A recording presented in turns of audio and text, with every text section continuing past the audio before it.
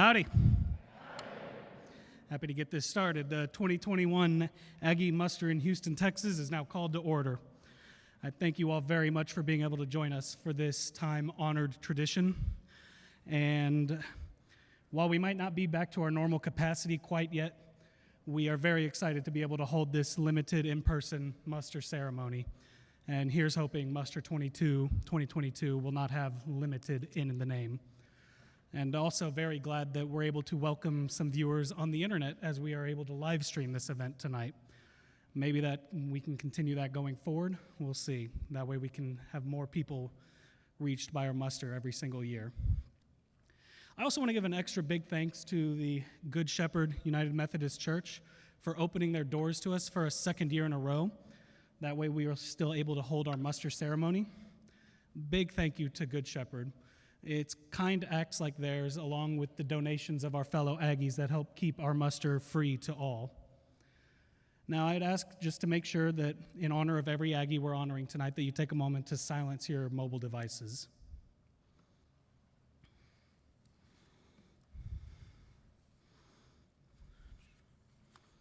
Thank you. Now, please join me in the Pledge of Allegiance, the Invocation, the National Anthem, and the singing of Texas, Our Texas. And stand as you are able. Thank you.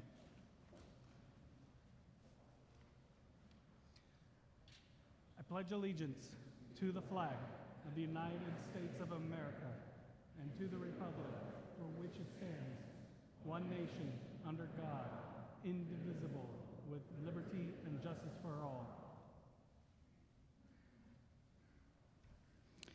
Our Father, as Aggies come together in all parts of the world, we pause to praise Thee for many material and spiritual blessings of the past years. We are humbly grateful for our Aggie heritage and the camaraderie we enjoy. Strengthen this sense of our God-given love and friendship, and may it spread to men and women of all schools, nations, races, and bring the people of the world into a new bond of friendship and peace. Fill with Thy presence the circle of our friendship that is broken by an absence in our roll call. May we have a reverent appreciation for the great examples and sacrifices given by those of us who we honor by silver taps. Bless the inspiration of this occasion, that we may be strong in body, keen in mind, friendly in society, and religious at heart. Through Thy grace we pray. Amen.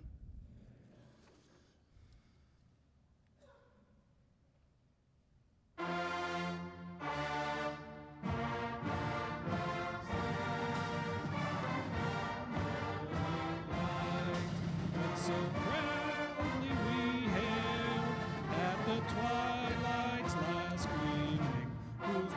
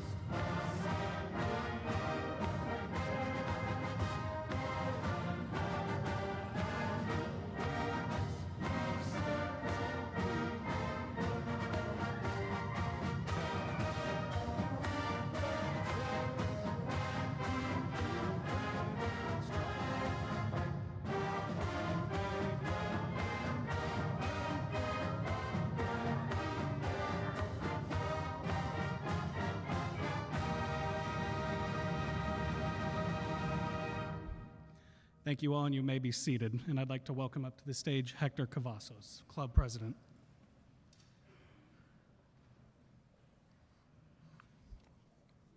Howdy. On behalf of the Greater Houston A&M Club, welcome to the 2021 Aggie Muster. We are delighted that you are here and hope you enjoy the evening and appreciate the importance of what this event is for all Aggies. For those of you that might be at Muster for the first time, you are attending one of the most sacred and greatest traditions of any university, and one that it truly sets Texas A&M apart. For those not yet plugged into the Aggie network in the Houston area, please know that an opportunity and new experiences await for you. There are several Aggie clubs throughout Houston, and they are noted in the program. In addition to tonight's Aggie Muster, the Houston A&M Club organizes several events throughout the year, and we hope you visit our webpage to check an event that you could be interested in leading, attending, volunteering, donating, and or sponsoring. If any of these events appeal to you, we want and need you. We do not have dues. We need you to help carry the guide on of all Aggies in meeting our Aggie core values: excellence, integrity, leadership, loyalty, respect, and selfless service. The Aggie Network requires your participation to make it work for you. Aggies before us created it. Now we must continue to carry the torch to keep it going. We have a number of folks that have put a lot of hours to make sure we have a successful muster tonight. These last 2 years have been very trying and challenging for all of us, and we are blessed to be able to host an in-person Aggie Muster. In some ways, Aggie Muster is a closing of a chapter in someone's life, and we are thankful the entire Aggie family can support them. At this time, I would just like to recognize our Muster Committee and say a heartfelt thanks to each of them for their efforts. And finally, as I yield the podium to our Muster co-chair, Andy Van Hook, let us all remember why we are here. From San Jacinto to Corregidor to Houston tonight, we are here to recognize our Aggie heritage. We remember our days at Texas A&M, and most important, we recognize the Aggies we have lost the previous year. We are here to gather the Aggie family together and stand by our fallen Aggies and families and answer here. We stand with them because we are the Aggies are we. We have that bind that is like no other university. Like I said earlier, it sets us apart from any other university. I also ask that you remember those Aggies that cannot be present with us, for they are in harm's way defending this great country we live in to give us the freedom to be able to gather together. Please say an extra prayer for all of the men and women in the military and all the emergency responders, and pray that they come home safe to their families. Thank you, and gig 'em.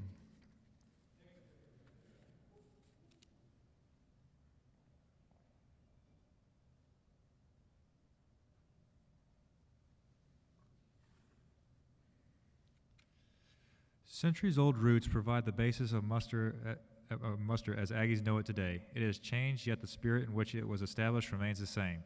Since the founding of Texas A&M, every Aggie has lived and become part of the Aggie spirit. What we feel today is not just the camaraderie of fellow Aggies, it is the spirit of hundreds of thousands of Aggies who have gone before us and who will come after us. Muster is how the spirit is remembered and celebrated, and it will always continue to unite Texas A&M and the Aggie family. A&M may change, but the spirit never will.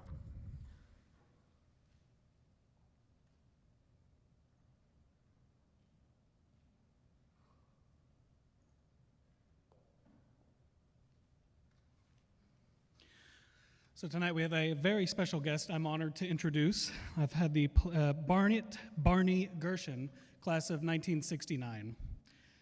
I've had the pleasure of knowing Barney for a few years now, originally just through, his constant quips at the A&M leadership meetings that I've attended. But in 2018, I got to understand about how involved he was in the community when I heard about his involvement with the Houston Holocaust Museum, and then a whole bunch of other things he's done for the community as I attended A&M board meetings and they reveled about him.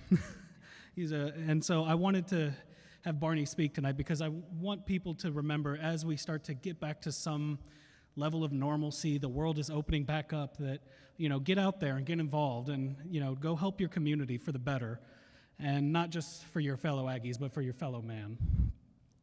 So Barney is the co-founder and CEO, is the founder, and CEO of Gershon Consulting here in Houston, Texas. And since 2005, Gershon Consulting has specialized in providing industry-specific advisory, recruiting, and investing services to clients all across the country and abroad. Prior to becoming an independent consultant, he was the CEO and co-owner of ABS, which is Associated Building Services, a company that he grew from 2 people to 13,000, which the company grew to annual revenues of over $230 million in comparison to an industry average of about $5 to $10 million, making it one of the top 5 building maintenance firms in the U.S. Known for being an innovative, results-oriented company specializing in state-of-the-art management and leadership, the sale of ABS was completed in 2004, even though it was not really for sale. Barney attributes most of his success, though, to the experience he gained through his time in the Corps of Cadets. So speaking of A&M, he completed his undergrad degree in management with honors from A&M, while he was also the executive officer of his Corps unit. And then he went on to earn his MBA in finance with a dissertation in the building services industry from the University of Texas. But we're not going to hold that against him, because he then went on to serve in the U.S. Army until 1978, retiring as a captain. So there you go. And then later on in his career, he went on and completed owner, president, and management certifications at Harvard University. Barney has since been recognized as a distinguished graduate of Texas A&M. Getting back to what I led with, though, community involvement. And that's been a very important part of Barney's life. To name a few things, he's a founding member of the Crime Stoppers and Holocaust Museum here in Houston, as well as the Building Service Contractors Association International. He served as a board of advisors for the Holocaust Museum and the YMCA, which includes founding the downtown Houston YMCA youth program. And through endowed scholarships at A&M focusing on the core and the business school, as well as some endowments through the University of Houston, Barney's also been involved in the community through giving back via education. He's an avid sportsman, enjoys reading, playing handball, and loves traveling. He loves spending time with his wife, 4 children, and 7+ grandchildren. I'll let him cover the plus. But with that, I'd like to welcome to the stage tonight's speaker, Barney Gershon. Thank you very much.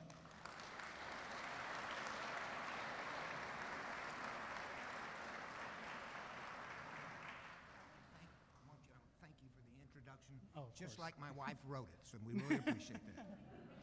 Howdy. Well, that sounds good. It sounds really good. In this crazy life out there now, these things seem to be falling apart. And can you not hear me? Sorry. Try it all over again. Howdy. Oh, that's even better. Okay.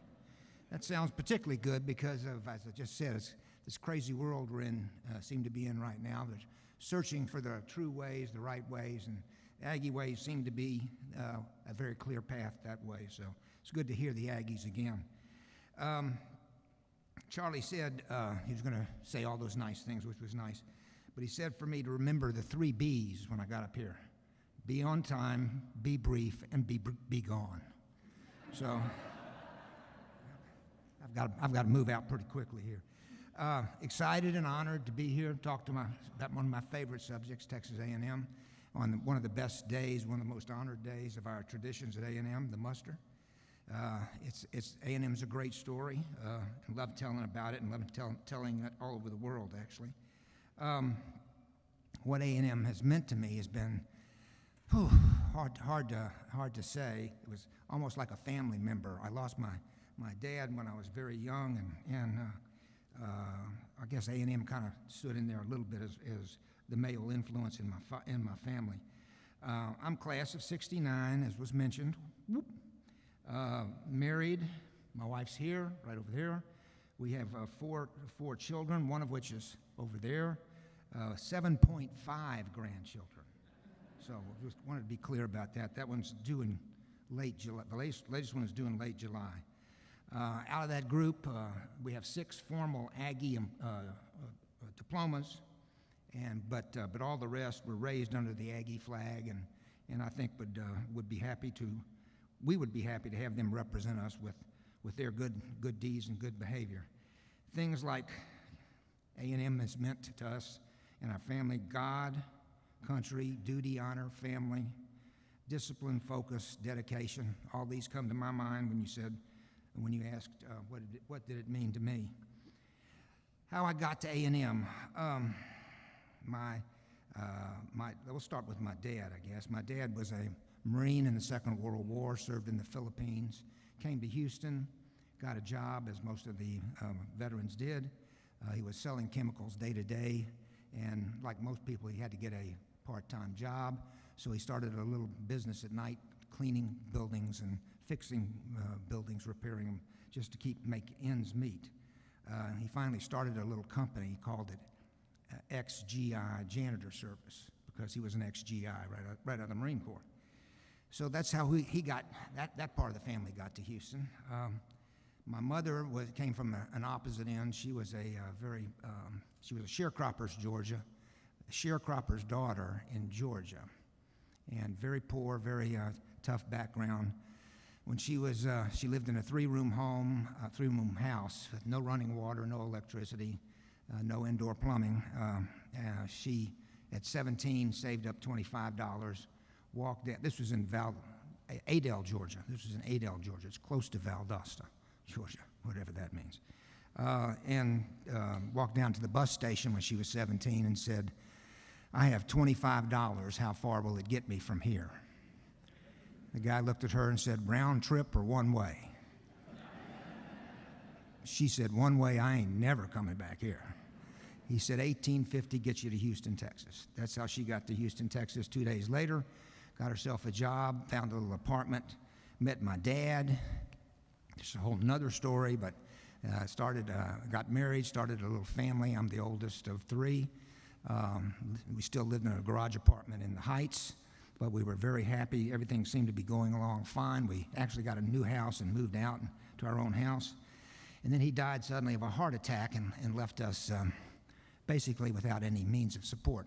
Now, my mother had never graduated the 5th grade, so she didn't have any skills or any education to use to get a job. And back then, female rights weren't really recognized like they are today. So the only thing we could do was continue this little cleaning company my dad had started. So that's where we got together and just, well, first thing is my mother stood up and stood in the way of everything and kept us together, which is a great story. She was a real true Aggie at heart, but then kept us together by making sure every day we went to school, did our homework when we came back, fed us a great dinner, and then we piled in the station wagon we had, went out and actually cleaned the buildings at night.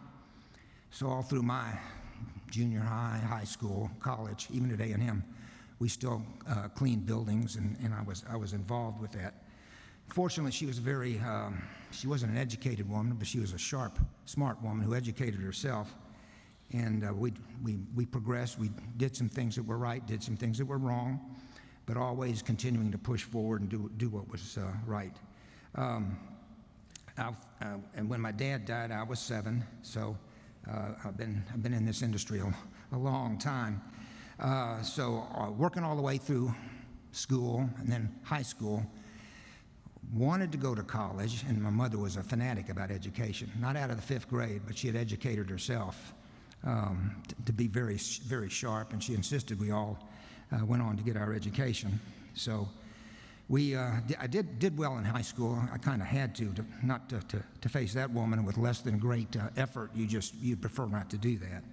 So did well in high school. We're trying to make a decision on college, and we'd always been kind of an Aggie favored family, I guess because of the traditions and how patriotic they were. back then, but we had gotten it down to three very good colleges, and a family friend that had helped us survive through the rougher parts was an Aggie. He was a vet from the Second World War, and he was a successful businessman here in Houston, and he helped me make that decision. He said, if you're going to be in business internationally, you need to go on to Harvard. But if you're going to be in business here in the Southwest, you need to go to Texas. You need to go to A&M. So I said, why is that? He said, because Aggies stick together.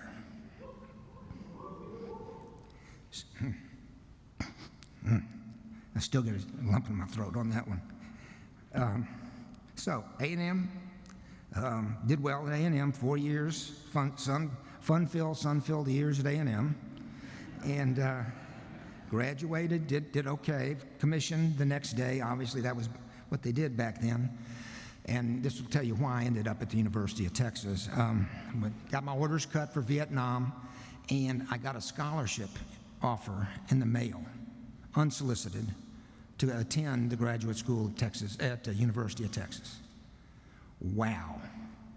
So took that letter down to the military science department and said, what can I do with this? Can I take part of it? And they tried to talk me into, actually, they were going to fulfill the whole scholarship. It was only a partial scholarship. And we negotiated for a while, long enough, they finally just let me go ahead and go to the University of Texas for those 2 years, and on this partial scholarship. So they kind of paid for it. So it wasn't really that bad. And so, finished, got out of the Army, finished my service with the Army, came back to Houston. The little cleaning company had grown a little bit. All along the way, I worked in the business in vacations and holidays and so forth. And every time I learned something in one of the schools, we took it back and we tried it, and some of it worked, some of it didn't. So we were doing okay. I think there was, we had about 20 employees. This was the mid-'70s, might have been the latter part of the '70s. Anyway, I took it over and I started, well, first I worked together for a year with my mother, and I sat with her and I said, Mom, I love you, but I can't work. I took it over and I started, well, first I worked together for a year with my mother, and I sat with her and I said, Mom, I love you, but I can't work for you. I'm going to have to go somewhere else. She said, well, why don't you just buy this thing from me and you run it? You seem to be pretty good at it and like it. I said, I do, but what would I use for money? I just got out of the Army. I don't have any money. And so, but we worked out a long-term employment deal, so she never had to work again in her life, unless she wanted to. And she was very good at what she wanted to do, so kind of a little bit of a payback for her giving me this great opportunity to go forward. So the march continued. We were active supporters at A&M. I think I got my first season tickets in '74, '76, and we still have the season tickets. So it's been a great ride. Used what I learned in the Corps, what I learned in the classrooms, what I learned with the camaraderie and the friends, the Aggie friends, and I used that the same way you use to build your business. The same basics things you use: dedication, discipline, focus, belief in what you're doing, being fair and honest, and it worked. And so every year we just did a little bit better. It was interesting, we never really thought about getting big. We just thought about putting one more foot in front of the other and making improvements. But you look around and all of a sudden you realize, well, you're not going to starve anymore. You don't have to worry about feeding the family. So things are going to get better, and they continued to get better until about, I want to say 12 or 13 years ago. We were at, I think it was we were 200 and something million a year, and we had almost 13,000 employees. Now that's a lot of cleaning. All over the world, we actually did some work in China, Canada, Mexico, so it was just, what a ride, all with just following up the basics from A&M. So a man walked in the door. I'd met him before in one of our industry meetings, and he said, I want to talk to you about your company. And he had built a big company himself and sold it, was wealthy, and he had gone back to Wall Street and gotten some money funded for one of these roll-ups. So I let him in the door, showed him around, and he said, well, I lied to you. I don't want to talk to you about your company. I want to buy your company. And I said, well, that's very kind of you. It's flattering, but we're not for sale. Then he made the key mistake of telling me that he had to spend that money that Wall Street had given him, and that he had a timetable. Now, he had to buy. I didn't have to sell. He had a timetable. I didn't have a timetable. So the end result was, it was about 6 months of negotiating, and it turned out to be a great deal, and so we sold it. And I'd never even planned on retiring. So now what do? I tried that, and I flunked retirement. And I started another business, and we sold that in 2 years. And my wife said, okay, this is going to be for real. Now you're going to really retire. I said, sure. I lasted about a month. That was it. So now I started this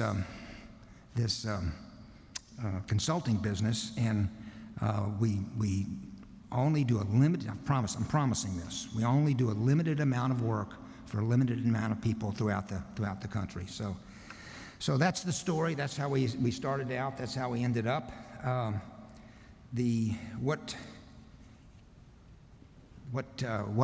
do I feel obligated or not obligated, privileged to give back to A&M was just what I think I articulated just a minute ago, that the things that gave me and my family, and all my families, the values, the way, it's a cornerstone, it's almost a foundation that you can go back to when all this craziness is happening out there, and all these people say that black is white and left is right and up is down. You can go back to saying, no, that's not what I was taught. That's not the way I believe. So that's the biggest thing I think it gave me, besides the Aggie family, which is great. Wherever we go in the world, we'll see Aggies, and they're wearing that ring, and you can stop them on the streets, and they'll sit and talk to you no matter where they are. So that's my story. I want to. I think I lived up to the 3 Bs. I think I'm okay with that. Did okay? Okay. And then I want to thank you guys for letting me talk about one of my favorite subjects, and on a great day. So, and I also want to thank all of you guys. I want to thank Texas A&M for all that they've given us, and I want to thank the great state of Texas, and I want to say God bless the United States.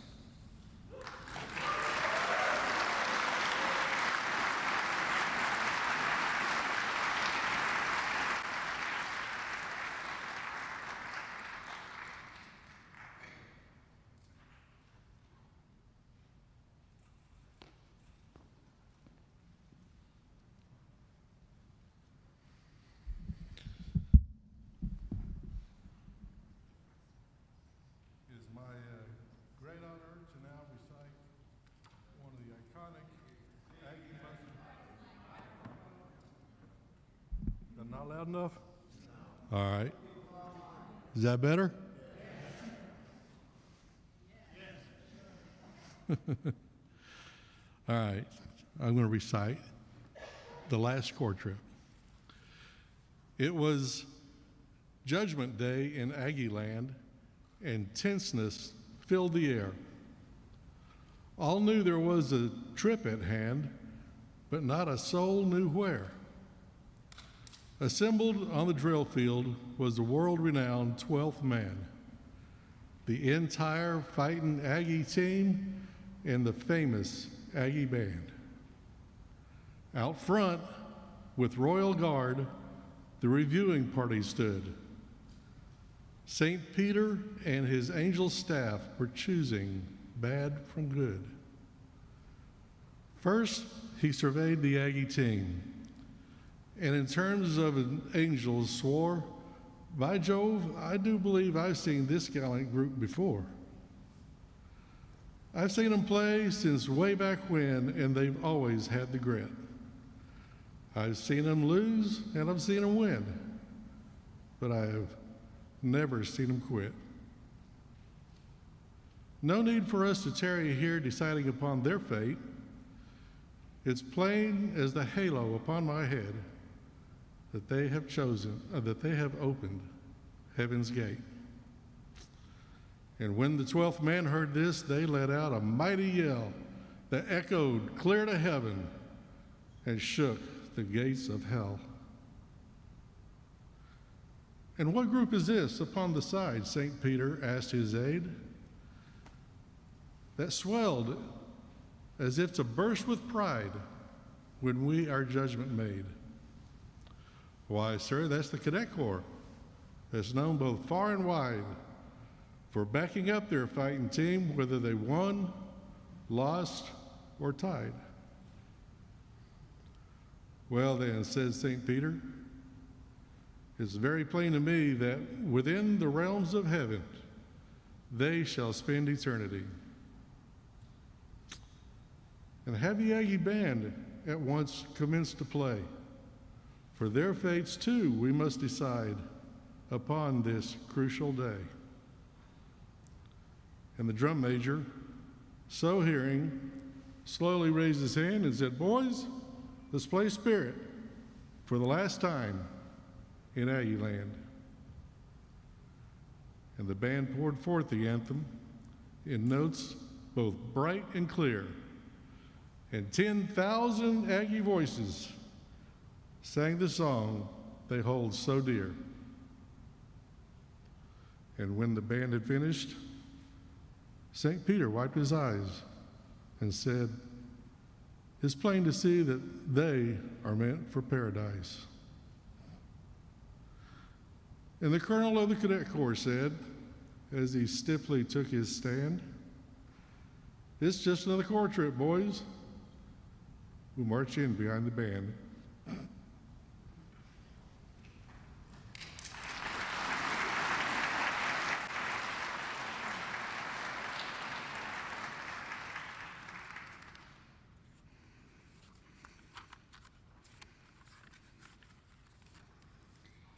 In many lands and climes this April day, proud sons of Texas A&M unite. Our loyalty to country, school we pray, and seal our pact with bond of common might. We live again those days of yore, on campus, field, in classroom, dorm, at drill. Fond memory brings a sigh, but nothing more. Now we are men, and life's a greater thrill. On Corregidor, 79 years ago today, a band of gallant Aggies, led by Moore, held simple rites which led us doth all to say, the spirit shall prevail through cannon roar. Before we part and go on our way, we pause to honor those we knew so well. The old familiar faces we miss so much today, left cherished recollections that time cannot dispel. Softly call the muster, let comrade answer here. Their spirits hover around us as if to bring us cheer. Mark them present in our hearts, we'll meet some other day. There is no death, but life etern, for our old friends such as they. Paul Barrett Pennington, Jr., class of 1943. Robert Bob A. Epstein, class of 1944. Here. Charles Edward Cunningham, class of 1945. Jack Owsley Moore, class of 1945.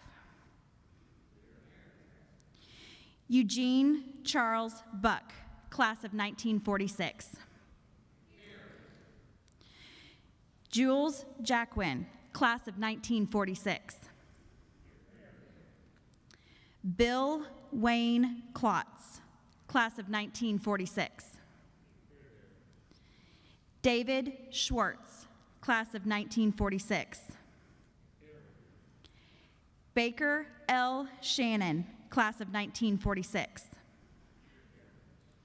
King Crutchfield, class of 1947. Duke Hobbs, class of 1947. Edward Elmo Murray, Jr., class of 1947. Colonel Newton V. Cole, class of 1948. George Humble, class of 1948. William Edward Costin, Sr., class of 1949. Richard W. Denny, Sr., class of 1949. Charles Ray Hirschfield, class of 1949. Monroe F. Johns, class of 1949. Herman Judson Wyatt, class of 1949. William F. Yeoman, class of 1949.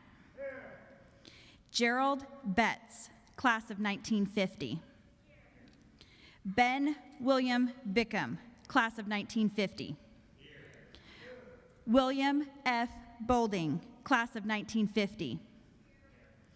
Arthur Byron Harris, class of 1950. Lieutenant Colonel Wayne Manning Stevens, class of 1950. Donald S. Morris, class of 1951. Robert Ambrose File, class of 1951. Dr. Leroy Burt Shaw, class of 1951. Donald Van Steigel, class of 1951. Gerald Ray Brock, class of 1952. Stanley R. Livesay, class of 1952. Vance Buren Riley, Jr., class of 1952.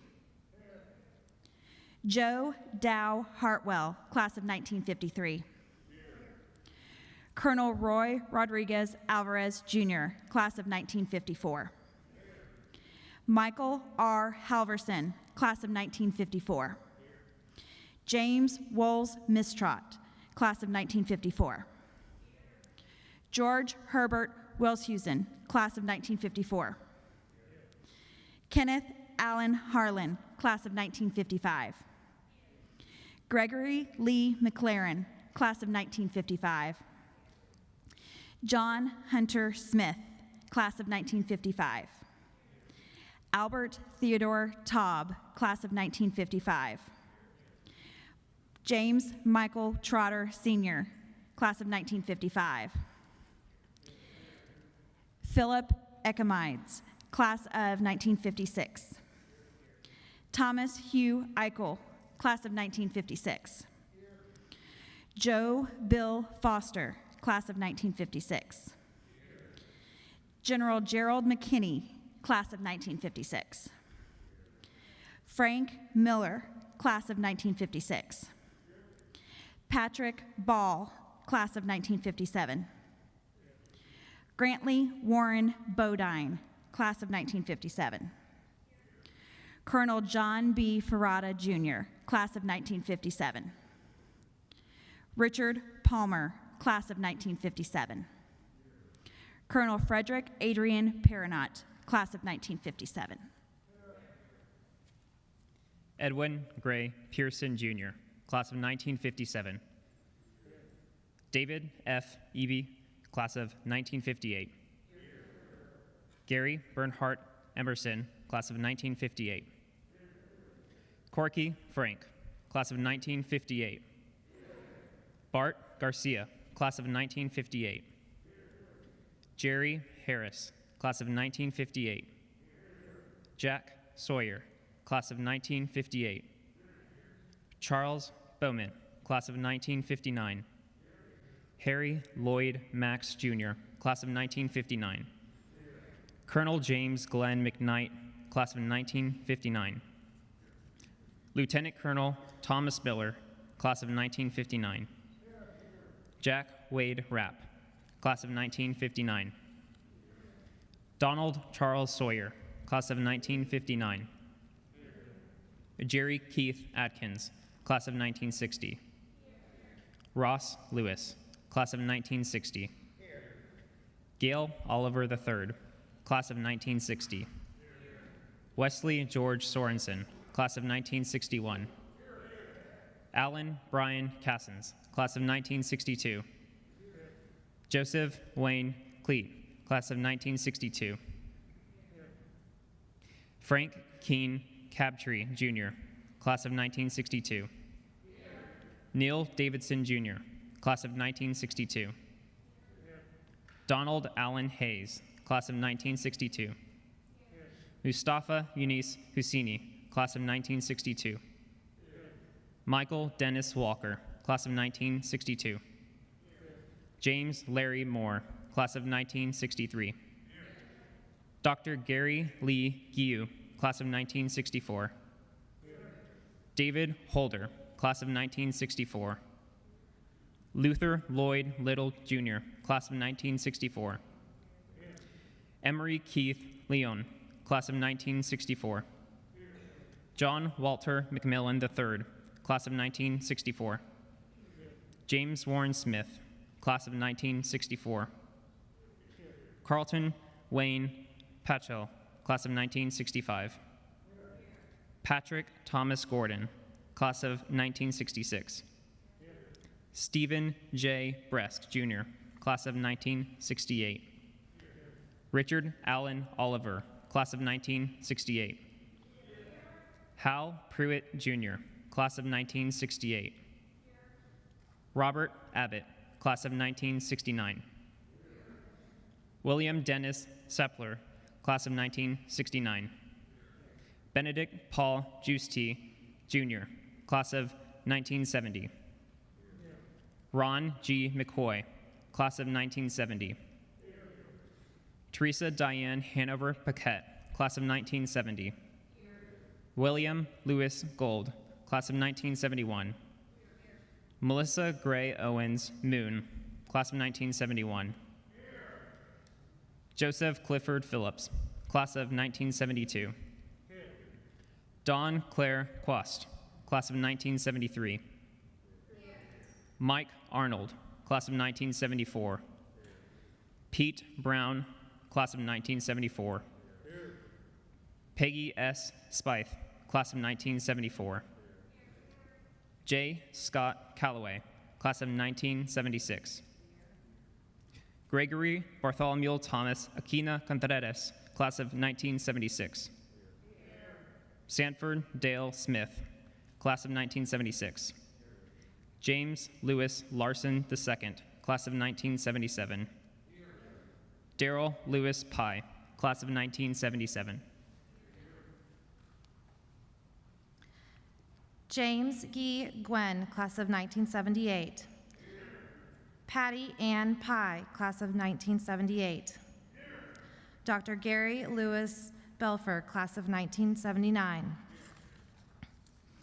Kathleen Marie Lynn, class of 1979. William Edward Rafferty, class of 1979. Winston Cunningham, class of 1980. Dr. Uday Vasant Doctor, class of 1980. Calvin Theodore Ladner, Jr., class of 1980.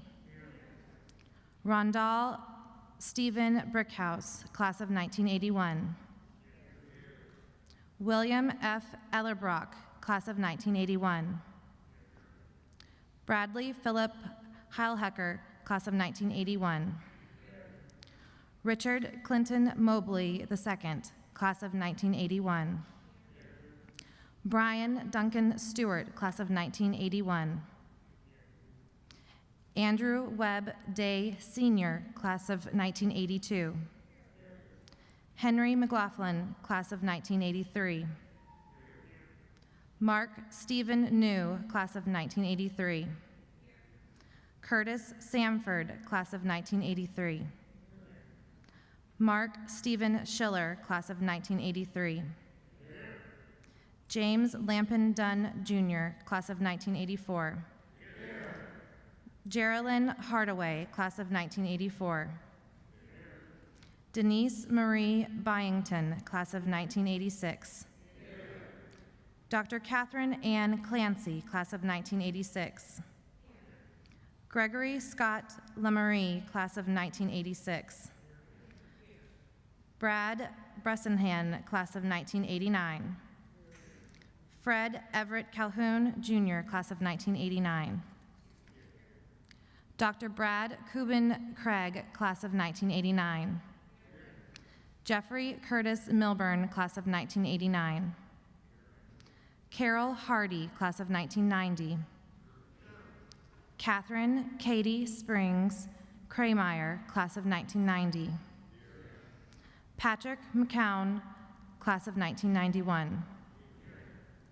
Jarrett Blake Patterson, class of 1991. Paul Asteris, class of 1993. William James Brown, Jr., class of 1993.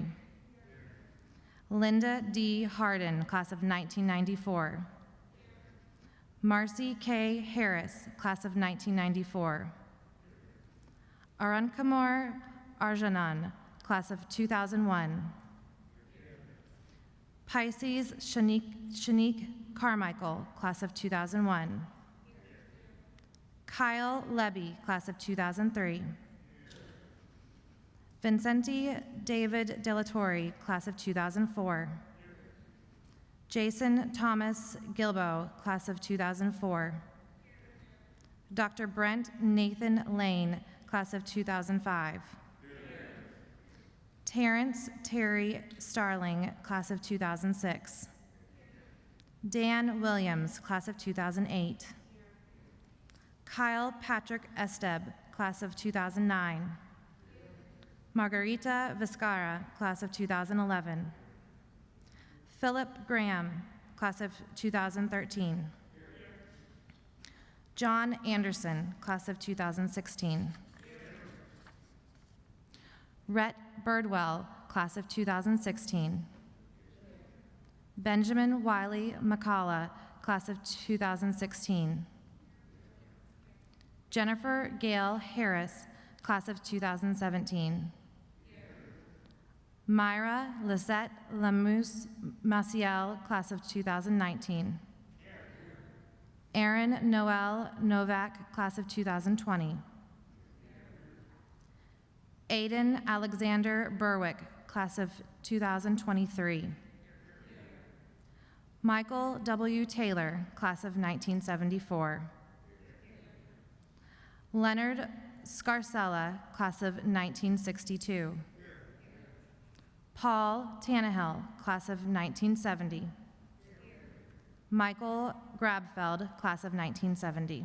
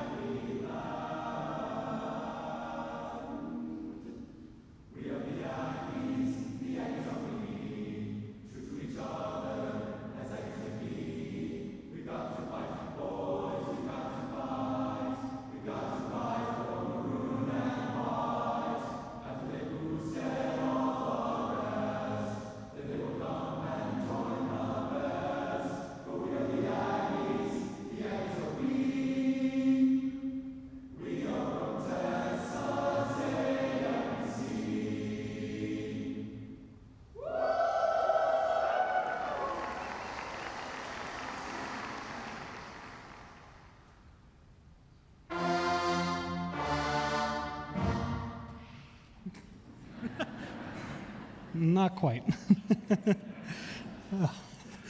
The 2021 Texas A&M muster in Houston, Texas is now complete. I charge you each to remain firm in your loyalty to your country and to your God, to keep warm in your hearts your affection for each other and our alma mater. The muster is dismissed until April 21st, 2022, and may God be with us all until we meet again. Thanks and gig 'em.